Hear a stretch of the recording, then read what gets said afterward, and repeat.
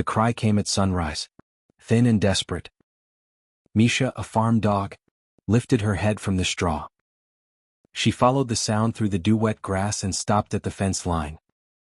A tiny cub lay there, spotted, shivering, eyes barely open. A leopard. He was too weak to move, too small to survive alone. Misha sniffed once. The cub whimpered and pressed against her paw. She lowered herself beside him, wrapping her body around his cold frame. When the farmer found them an hour later, the cub was asleep against her chest. He reached to take it, but Misha growled. The farmer hesitated, then sighed. "All right, girl. He's yours." That's how a wild cub found a mother, and a home that shouldn't have existed. The farmer's daughter named the cub Nico. He drank milk from a bottle, followed Misha everywhere, and slept with his nose tucked under her tail. She taught him when to eat, when to rest, and how to play without hurting anyone. When other dogs barked, she stood guard until they quieted. At dusk, they'd lie in the field, watching the light fade over the grass. Sometimes he'd paw at her ear, and she'd nudge him back, patient as ever. The farmer laughed. "You're raising trouble?" he said. Misha didn't care. The cub was her son. For months, the yard was alive.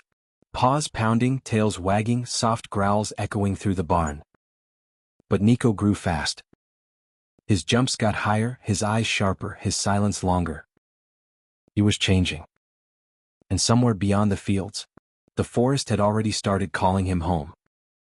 One evening, a rabbit darted across the pasture. Nico lunged. Misha barked once, sharp and quick. He didn't stop. He cleared the fence in a single leap and vanished into the trees. By nightfall, the fields were silent. Misha searched until sunrise, through grass, along the river, across every trail she knew. Her paws split. Her bark broke into a rasp. Nothing answered. When daylight came, she kept moving. Nose low. Ears high. The air smelled of rain and dust, but not of him. Each evening, the farmer whistled her home. She never moved from the fence. She stopped eating. Slept less. Spent hours staring at the tree-line. Every gust of wind made her ears lift. Every rustle made her stand. Sometimes she barked once, sharp and quick, as if answering a sound only she could hear. Then she'd sit again waiting. The farmer tried to comfort her. "He's wild now, girl," he said softly. "He belongs out there." Misha didn't move. Her eyes stayed on the trees. Her coat turned gray, her steps slower. The farmer built her a bed near the porch where she could see the field. Each morning she woke, looked toward the forest, and wagged her tail once. She was still waiting. Years later, the morning came calm and clear. Mist rolled low across the pasture. The air was cool, carrying the smell of wet grass and wood smoke from the farmhouse. Misha lay half asleep by the porch. Her joints ached. The world was slower now. Then the birds went silent. She lifted her head. The grass at the far edge of the field rippled once. Something moved inside it, a steady, purposeful rhythm too large for a deer, too quiet for a cow. From the tree-line, a shape stepped out. Tall, strong, golden in the light. Nico. He stood still, the breeze shifting through his spotted coat. His tail moved once. His eyes, deep gold, calm and clear, found hers. Misha pushed herself up on stiff legs. Her tail gave a small, uncertain wag. On the porch, the farmer froze. "Misha? Stay," he whispered. She didn't move. Nico stayed where he was, head low, body tense but not threatening.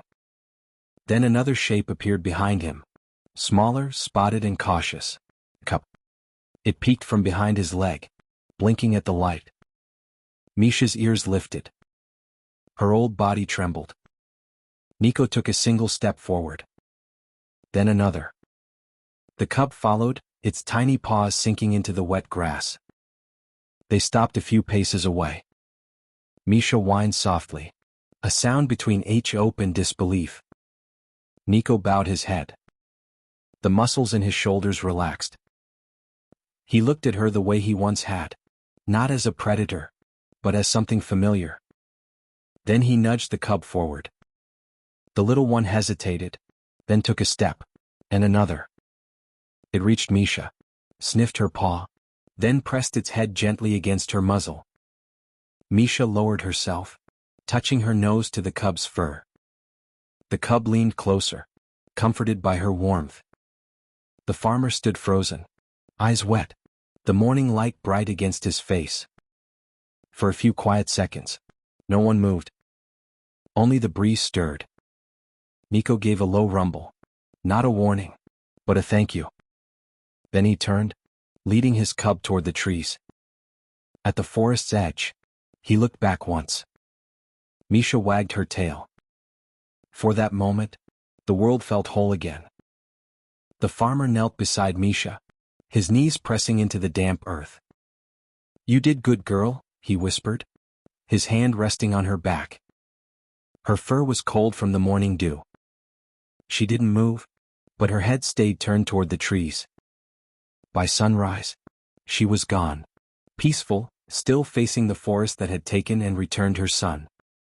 The farmer sat there for a while, listening. The air was still. The house creaked in the distance, the rooster slow to call. When he finally stood, the sky was pale gold. He carried her gently to the shade near the porch, laying her down on her blanket. The old collar around her neck caught the light, dull and worn smooth from years of waiting. He stayed beside her until the sun climbed higher, wiping his face with the back of his sleeve. Then he walked to the fence line. Something caught his eye near the mud by the posts. Fresh prints, pressed deep into the soft ground. 3 sets. 2 large. 1 small. They circled the yard once before heading toward the open field. The farmer crouched, brushing dirt from the edges of the tracks. He smiled faintly. He finally came home," he said under his breath. The farmer stayed there, listening to the low call roll across the fields. Then he turned toward the house, the echo still in his ears.